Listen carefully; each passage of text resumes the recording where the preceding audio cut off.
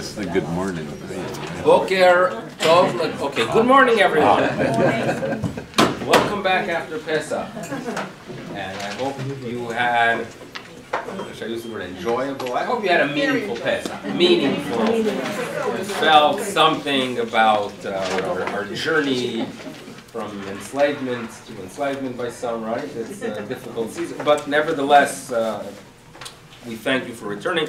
We have to turn to the Parsha, Parshas Acharei Mos. Remember this year being that it had that extra month, so we spread out the Parshiot, which actually gives us an opportunity to focus, because usually Vayikra you are running through it because they have double headers throughout Vayikra. So if you turn to page 636, you have a parasha that the Torah tells us that this is information given over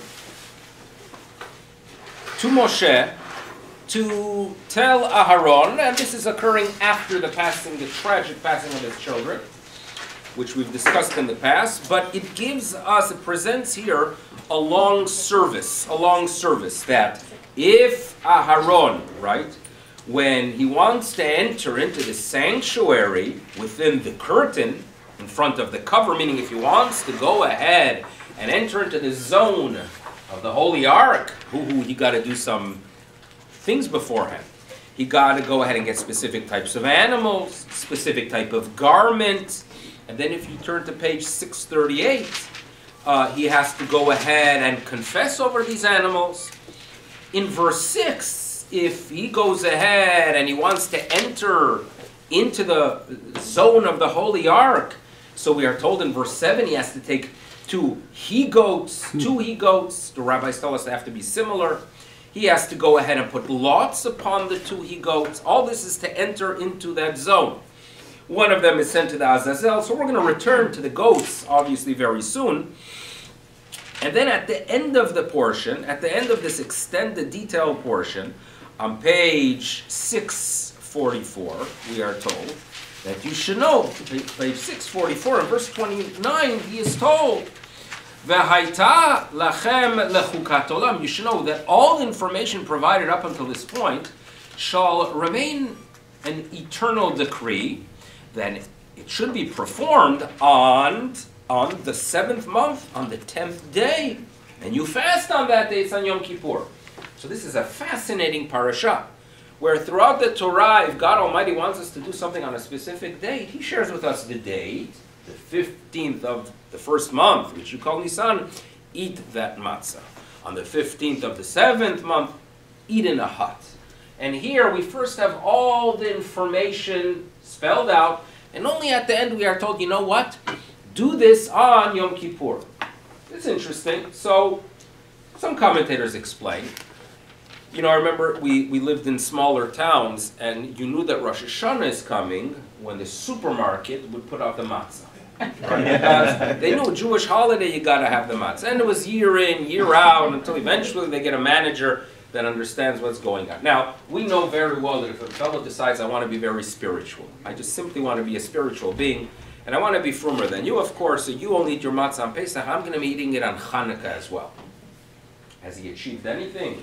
Right? Problematic, obviously problematic here. Could be halachically as well. There's a concept of not adding to mitzvot, right?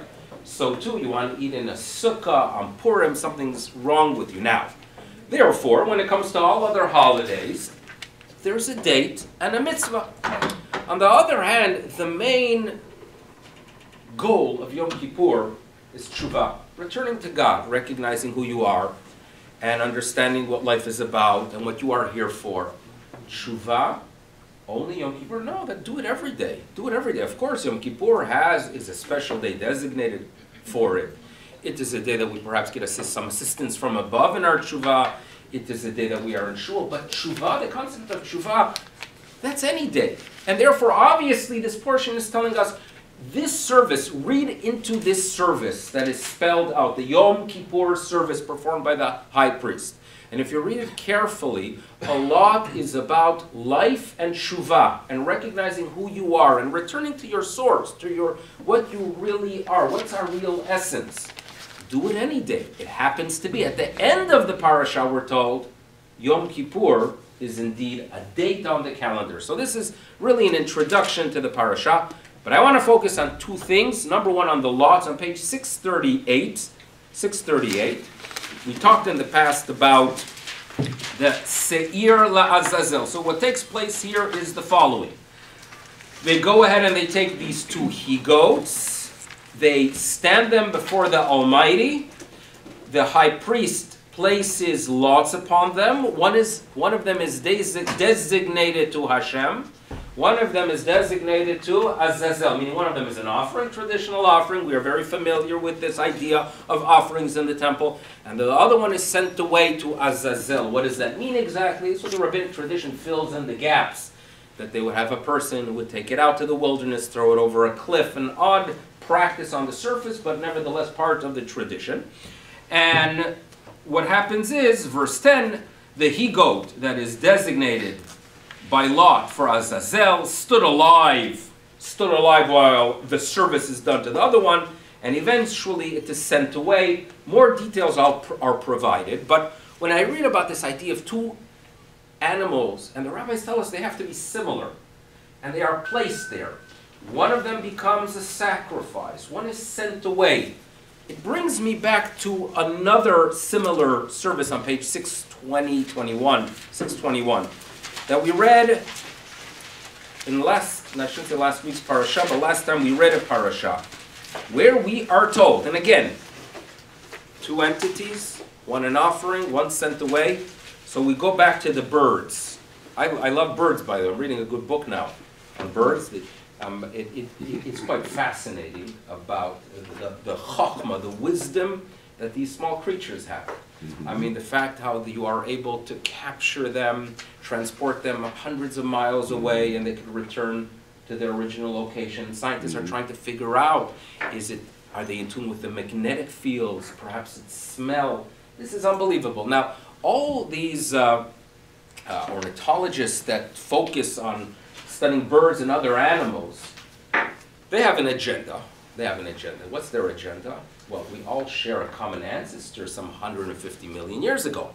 So if you think that you are the only one, that humans are the only ones that by making a nice house they're going to attract the mate, it's not so. The birds do the same. So we and birds are basically the same. That's their agenda. My agenda when I read it is to go ahead and understand the verse. Ma rabu ma'aseh Hashem. There's a lot of wisdom. There's a creator. And God put me in this incredible world to be inspired. So therefore, when Meicher gave me this nice book called The Genius of Birds, which I'm reading, I'm fascinated. And again, I may not agree with the author on their general outlook, right? That Darwin did not write the Bible, and Revelation did not occur in 1859 with the origin of the species, but nevertheless, it inspires me. So back to my favorite birds. We're going to go ahead and talk about the purification of the Mitzorah. It's not easy to be a Mitzorah, just for the record, not that we have it today, but this is a person that's due to a skin ailment is sent away from civilization when a person's going through a difficulty, right? Society is how we uplift people that go through difficulty. Bikur Cholim is such a mitzvah. You give someone that boost when they need it. And what do? We send the guy away. We send him outside, be alone, right? Seems nasty? Well, we ask ourselves, who caused the problem? So rabbinic tradition tells us that this Mitzorah ailment, do not view it as a traditional physical ailment. It's a spiritual flaw. He's a destructive person that doesn't respect others and doesn't respect society. He has a weakness that he sees a flaw by other. He's motzira. He extracts the evil and shares it with other. He needs to learn a lesson. He needs to learn the lesson of what a society is, what support for others is. So therefore, this ailment develops. You send him away, and he obviously is supposed to learn from that experience and come back. And the purification process is not just these random practices, but rather they are there to educate the fellow. So what does he do? In verse 4 on page 621 and 620, that the Kohen commands that they should, well, first of all, they take 2 live, clean birds. They have to be live birds that are kosher, and 2 species that are kosher. And what they do is in verse 6, verse 6 is an interesting verse.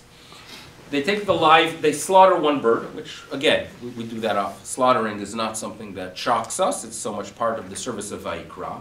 But then we are told that you shall take the live bird together with the cedar wood, with this red thread, with the hyssop, and you dip. Are you envisioning this? You take a live bird, you dip them, meaning the live bird with these other three items, into the blood of the bird that was slaughtered, and then you free him.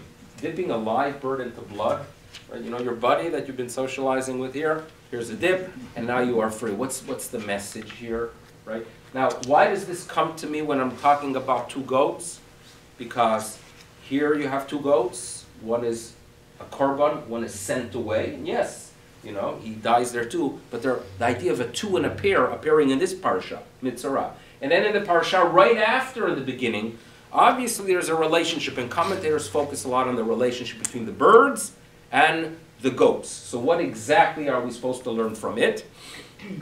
So, you know, Judaism wants us to be balanced beings. Balanced beings. Now, to be a balanced being, you have to realize that there are tendencies that some people have that others don't. And if you go ahead and prescribe a medicine to party A because it was good for party B, you could kill them. This is something we know very well. And when I'm talking about medicine, I'm talking about messages. In other words, imagine you have a young student in yeshiva, right? He's 13 years old. He views himself as not a perfect person, right? He's tempted, right? Something's developing within him, and he's attracted to the other gender, which is a good thing, right? Overall. So but he feels very guilty because he reads in the books that ta'ava, that desire, is bad. So he looks in the mirror, and what does he see? A bad person, right? And he has a dumb educator, right, that learned from another dumb educator that what you do to a 13-year-old is that you give them lectures of Musar. That you are evil, that you are bad, right? That you have to uproot your ga'ava, your haughtiness. What does that do to a young man? Not good. No question about that. Now, so you start analyzing, so why did that educator come up with such messages? Well, the truth is, he heard it from his educator. And his educator went to yeshiva in the 1890s. And in the 1890s, the yeshiva students had tremendous pride. They had tremendous pride, meaning they were less tempted, and they held of themselves, right? They were in a society that looked up to them in their shtetl. And they walked around feeling that they're $1 million, that they're the most, 1,000,000 ruble, that they're the most significant people have ever walked the earth. They know how to learn the insights of Reb Chaim Brisker like no one else. So then, the mashgiach, the spiritual guide of that institution, turns to these men and he says, you know what? You're not so perfect. You work, get yourself balanced. So in 1890, the message was very, very relevant.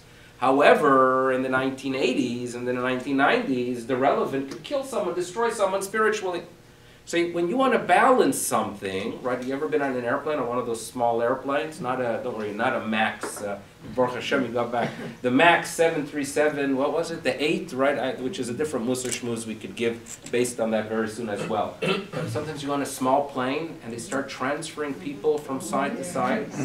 You're thinking to yourself, what is this? Like, oh, sir, if you could why me? Get him. Sir, it would be more appropriate if you move to the other side, right? You've seen that.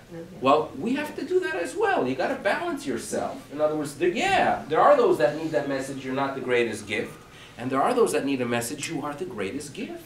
You're a human, right? You have an image of God. You're Jewish. You study Torah, right? Don't focus on... This is something that we have to work on. We have to work on balance. When I mentioned Shalashudis, the idea that sometimes these messages people get at a young age, especially in some yeshivas, and I shouldn't say all, because there are many educators that are in tune of the need of the generation, and they do an excellent job.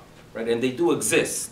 But there are those, and some of us perhaps got some of those messages that you are a flawed person, and it pulls you down when it shouldn't, right? It's as if you are programmed, as if they put a program within you that when you start becoming haughty, you should be pulled down, that's good. But what happens when the program starts pulling you down when you are not haughty?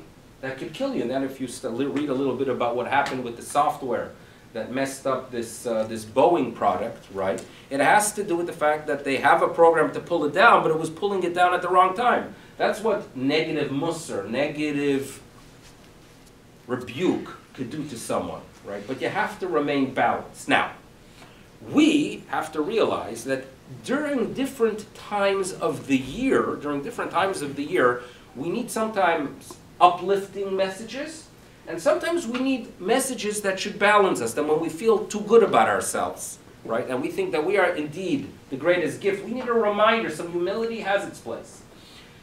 You know, there was a practice, it appears in Europe, because I found this in literature, I haven't seen it, that on Tisha B'Av, people would be sitting on the floor in shul.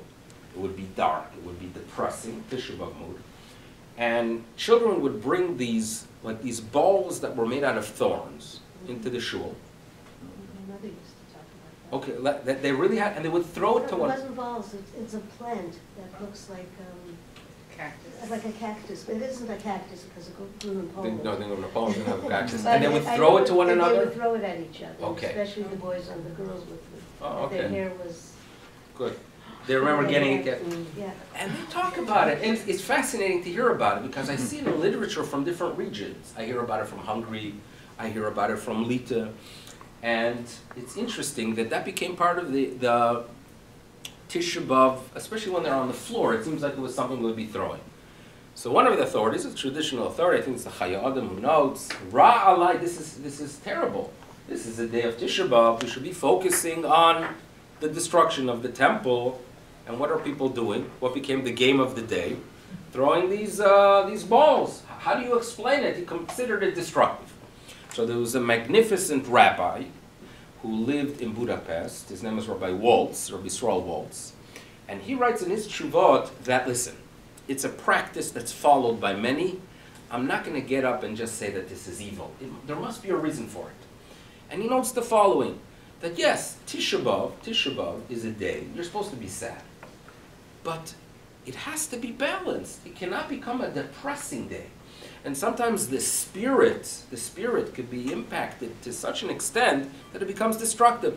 You need to uplift a person on Tisha B'Av as well.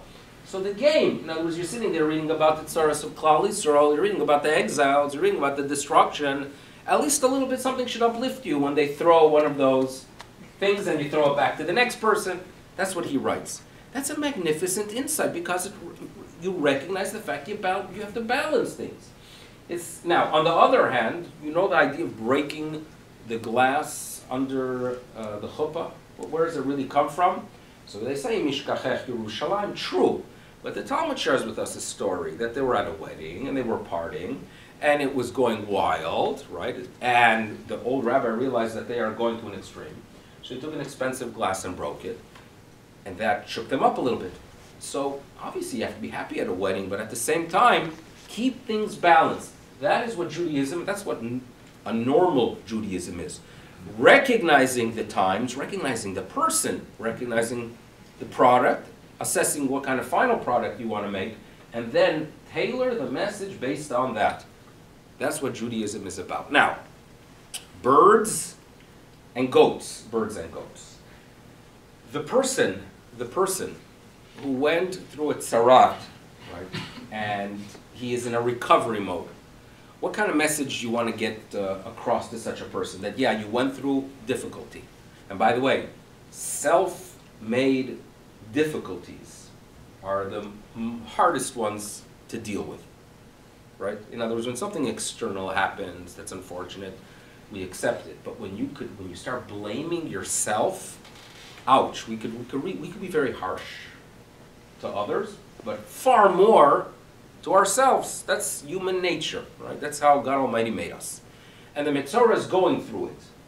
But we tell him that you know that if you learn from the experience, if you dip yourself into the experience of really death, recognize it, accept it, learn to fix those flaws, you could fly free. Right? That's real freedom. Bird is a symbol of freedom always. Right?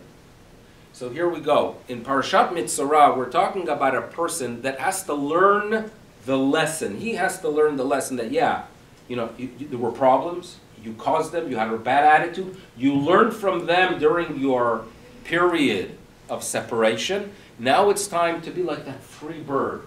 You are free because you learned from your experience. That's the Mitzorah. So that is a message. That is a message that is telling you, take responsibility. Right? You take responsibility. We have to have the ability to do so when people make mistakes and they cause harm to others, right? The attitude of you're okay, you're fine, don't be harsh on yourself, don't blame yourself, right? That's not the message. The message should be, yeah, you made a mistake, but guess what? You could fix it. Today's the first day of the rest of your life, and you go ahead and address it, dip yourself, be aware of it, study what you did wrong, and then you're a free man. Now that's the message for the Mitzorah, Mr. Hadi. Yom Kippur needs a very different message. You know what happens Yom Kippur sometimes? When I talk about the yeshiva student and the messages that have that problematic impact on someone, often it is in the days leading to Yom Kippur. Yom Kippur, powerful day, very significant. You have to utilize it. They say Rabbi Yisrael Salant from Rosh Chodesh Elul was only thinking of how to achieve, right, full mindfulness and the message of the day. But if you burden yourself too much and think you are to blame for everything and have to do tshuva for everything, the truth is, you don't have to do tshuva for everything. There are things you have done that you had no control over. You know that? There could be circumstantial things that, due to the circumstances, you made some decisions that were problematic, but you don't really have free will, right? But there could be guilt, and that's the problem with guilt. When you start feeling guilty, not in a constructive way. Constructive guilt is, yeah, I did something wrong. I'm a good person. I have value. I'm going to fix it. I'm going to become a better person and move on. That's amazing. What happens when guilt destroys you? When you think you did something wrong, and you think you're terrible, and then you can't function, right? You don't want that on Yom Kippur. You want to claim that it is due to the exile, due to things that are external, due to things that are out of my control, therefore it was done. And therefore the se'ir, one of them is to God. One of the he-goats is to God, indicating you have a relationship to God. And a relationship to God comes with tshuva, and you confess. But on the other hand, one of the goats is sent la'azazel, and the rabbis explain that se'ir relates to the land that was given to Esav. Esav was given the region of Seir. Esav is the symbol of the force that exiles us. We call, throughout the ages, the past 2,000 years, we are in exile due to Rome. Rome are descendants of Esav. And throughout our literature, they are related to Seir. The exile has created an environment where there are things we can't do right, and thus we are not to blame for everything. The message of the two goats, is that there are things you do tshuva for, but there are things that don't let them burden you. Realize that there are things beyond your control, and that's the message that Yom Kippur needs to keep our religion balanced. Don't overdo it. Don't let the high holidays overdo you. Right? Pesach could overdo you physically, right? Because you cook, and you make 6 types of kugels, right? And your freezers, you overdo yourself physically, and sometimes the high holiday season, if not done right, you could overburden yourself spiritually. What do you achieve? Like, what do you achieve if you walk away with guilt? If you identify an area that, yes, I could do a better job, and you do it, you become a better person, more committed to our tradition, more of an appreciation for the people of Israel, or what God is doing for the people of Israel. Wonderful.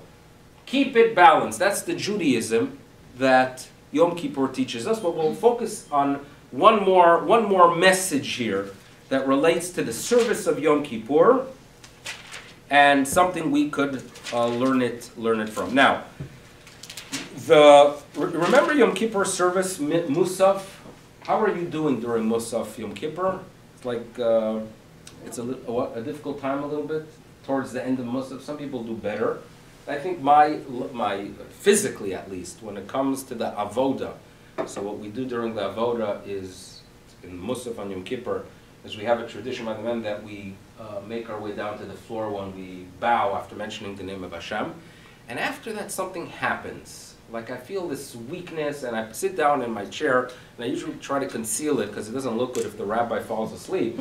But basically, I put my talis over my head, and hopefully no one notices that sometimes I'm out for a few minutes because, you know, the no coffee, no breakfast, no lunch, and the bowing takes its toll. But there is a service that we talk about that has to do with the sprinkling of the blood, where the Torah tells us, let's get to the service itself, where we say achas, rings a bell, achas v'achas, achas v'shtam, does that ring a bell? So let's turn to page 640. 640. In 640 we're told that in verse 14, which is on page 640 or 641, you take some blood of the bull. You sprinkle, the high priest would sprinkle on the eastern side of the ark cover, and he sprinkles 7 times, okay, but he also sprinkles in verse 15 upon the ark cover. Once on top, like that, and 7 times down. Okay, sprinkling with blood. Now, the Talmud shares with us that the Torah states sprinkle up 1 time and 7 times down. However, when you sprinkle, you say achat, and then when you turn your hand down to sprinkle downward, you say achat, I did 1 already, va'achat, and now I'm doing the 1 facing downward. When it comes to number 2, you say achat, I already did 1 facing the top, and now I'm doing shtayim, I'm doing the second one facing down. Achat, I did already 1, v'shalosh. Achat v'arba, achat v'chamesh, achat v'shesh, achat v'sheva. We mention it, and that's what you say in your service. At least you know why you are saying it, because it was done in that way. The Kohen Gadol had to express it. But what does it symbolize? I mean, the sprinkling of the blood up 1, 7 times down, and the need to go ahead and utter it, to express it every single time you sprinkle down. Remember to mention the fact that you sprinkled 1 time up. Why? And again, we make it part of our Yom Kippur. It's somehow, right, in this significant day of all those things that are taking place in the temple, this is the one that I think so many of us remember and wakes us up perhaps as well.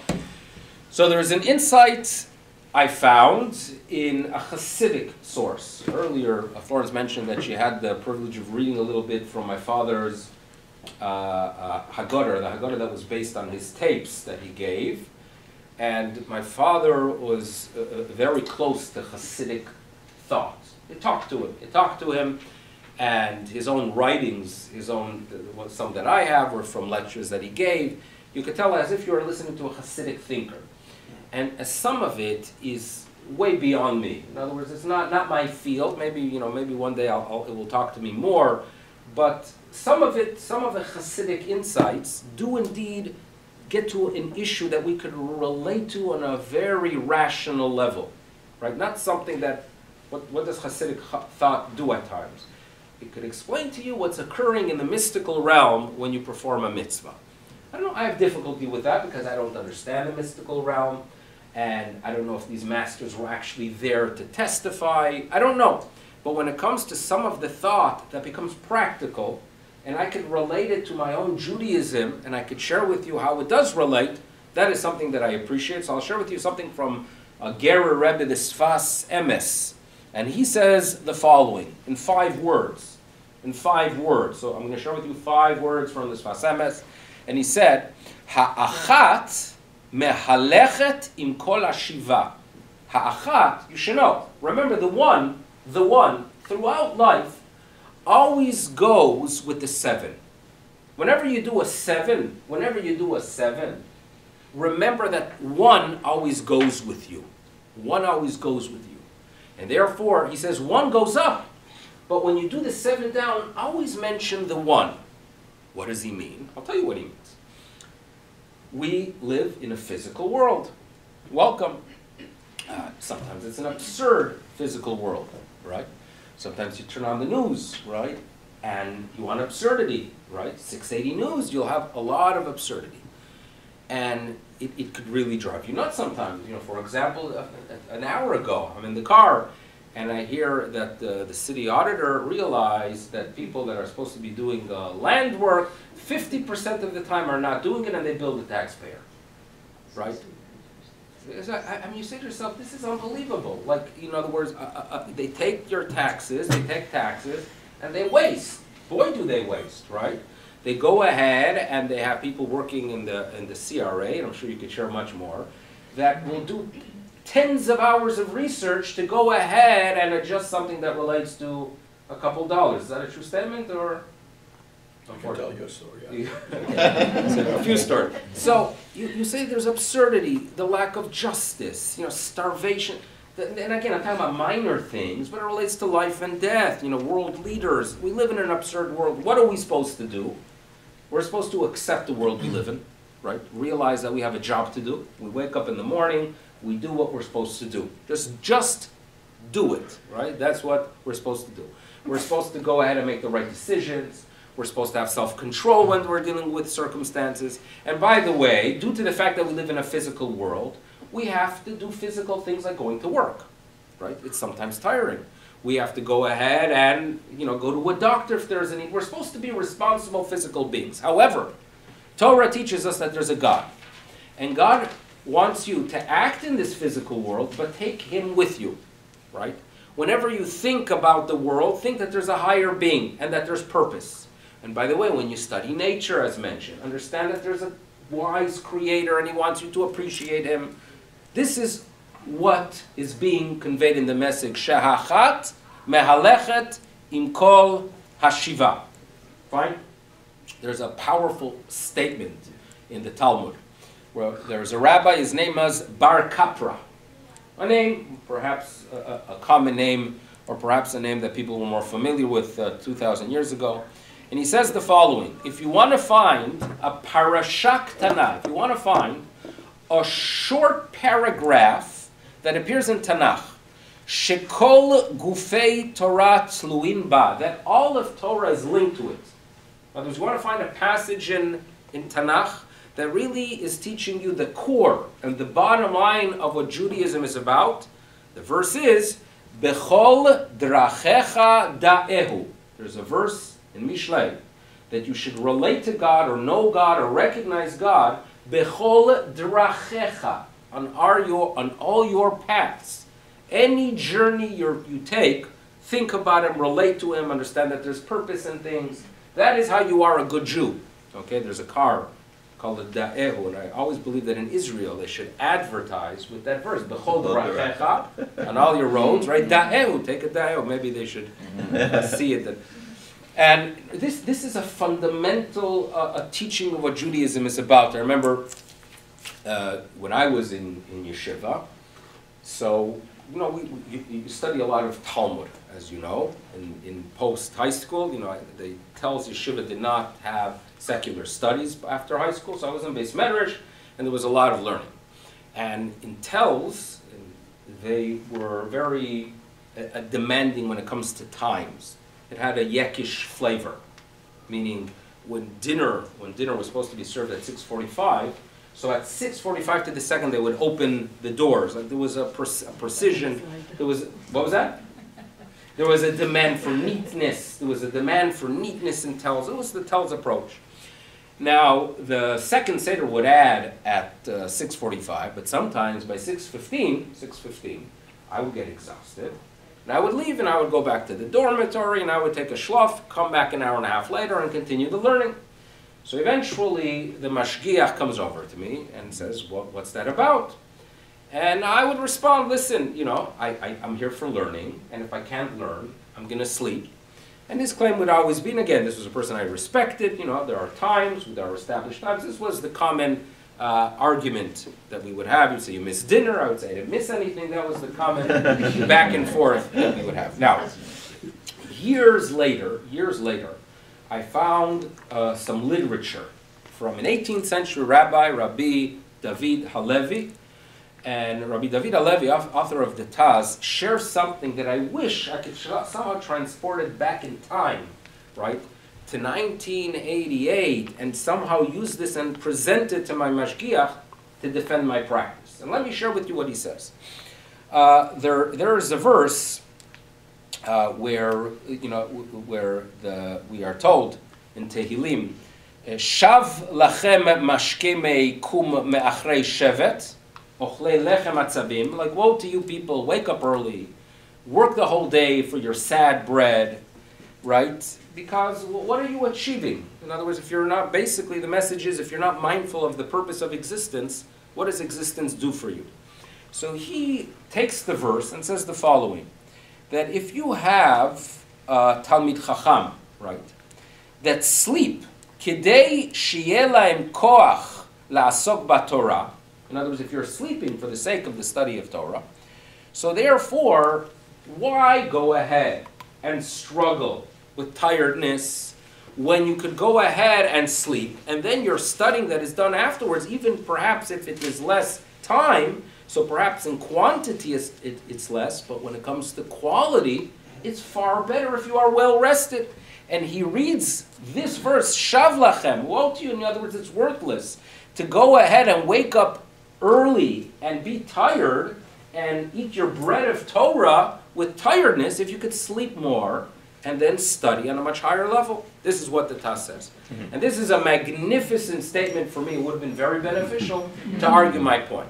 But what do we see from it? The point is that in Judaism, everything that you do is supposed to be done for the sake of heaven. Everything you do is really a tool to live a life of meaning, including sleep, right? Including, you take a vacation, that you should be happy, that you could return to your, to your life and your life of purpose. Everything in the seven, which always symbolizes the natural cycle, everything in the seven could go ahead and be used for the one, for the Almighty.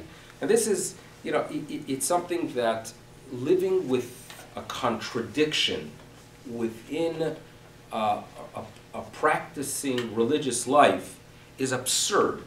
In other words, again, when we don't educate these concepts in a proper way, so we create people that leave their period of Torah study and then they feel this guilt. My son Uzi shared with me the following. He came home some time ago with a book written by a rabbi in a suburb of Washington, I think Rabbi Milevsky, and it's talking about for the Ben Torah, and how to be successful in the world after yeshiva. Now, when someone writes a book for the right reason, he is writing a book because he realizes that there's an issue and it needs to be addressed. What is this rabbi, what issue is he addressing? So this is a common problem that has existed, but again, better late than never, it is suddenly being addressed on a high gear.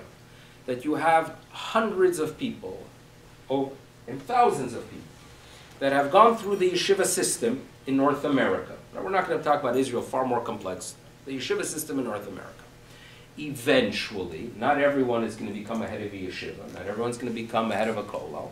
So for many of them, in Lakewood and in other places, they have to go into the workforce. Now, you go into the workforce. The challenge, by the way, in most cases, is not that they're not so educated and they're not going to manage. It's not the truth. The truth is, and this is something that I've noticed from colleagues of mine. I went to a yeshiva that did not have college, and they graduated, and no, they're not doctors, right? And a few of them perhaps are lawyers indeed. But there are others, they figure it out. I went to school with some very smart guys, and we knew very well that the day that he has to close the book and start supporting a family, he'll do okay, and he does okay. I make one of them and ask him, what does he do? He sells, that there's a lot of development around Lakewood. He sells boilers and heaters. Fine, beautiful. He does a parnasa in an honest way, in a proper way. That's not the real challenge. You know what the real challenge is in many cases? That when you go through a system, that the message is Torah is everything. Torah is everything. Torah is everything. And then one day what happens? You can't study anymore for 10 hours a day. You have to settle for 90 minutes a day because you're busy working. What happens to you psychologically? That voice of I'm no good starts coming into life. And then you feel an emptiness. And when there's emptiness, and in some workplace environment it's an emptiness that could destroy you, this is a major problem that exists. So what they need is a spiritual boost and a spiritual rewriting of their software that, you know what? The workplace is a holy thing as well. That when you go out there and you're honest and you interact with people with dignity and you behave in a way that the Torah tells you to behave and you're mindful that you're involved in what's called Yishuv HaOlam. You know, it's the biggest mitzvah of all for humanity, and we're part of humanity, settling the world. God wants the world to exist. I know that if you turn on a lot of channels on nature, it talks about how much harm the humans are causing to the environment. And there are many programs about the world, how the world is going to recover eventually. Nature will recover by all the destruction that we humans are causing. Right? You can actually hear such programs. We believe that God wants us humans to settle the planet. He wants us. He values the human being. And we have to accept it. Now, these are messages that if they are taught, and then you walk into the workplace, and then you realize that I'm part of it, right? I'm helping people have homes. I'm helping people with their accounting, with their medical, whatever it is. You are doing something incredible. Yes, Torah is important, but there are other things that are necessary because we live in a world of 7, the natural cycle, like the days of the week. And remember that you have to infuse the 1 into the 7. Remember, you have to remember the hachat mehalechet al kol hashiva. That is the message. So this Rabbi Milevsky wrote a book all about these ideas, right? And again, I didn't go through all of it, some sections, but it seems to be that it's a big hit because there's a big need. Because suddenly people realize that there's a value beyond the Beis Medrash. There's good beyond the Beis Medrash. And this is something that I've seen, unfortunately, people that had to simply, they couldn't deal with life afterwards because they forget the message. In other words, if you interact with society, interact with the world in a righteous way, in the most physical of all ways, remember the 1, b'chol drachecha da'eh. You can relate to God on any path. This is a message that is extremely important, and it's a Yom Kippur message, because what's Yom Kippur all about? Returning to our identity, who we are, what's our essence, what's our core, what our values are. So therefore, this is a parsha really that's not only for that day, it's a parsha for all year. It's a parsha for all year, and that's why the date makes its appearance only at the end. Thank you for coming back. Thank you so much for recording it. Thank you for showing up. Have a good day indeed. No.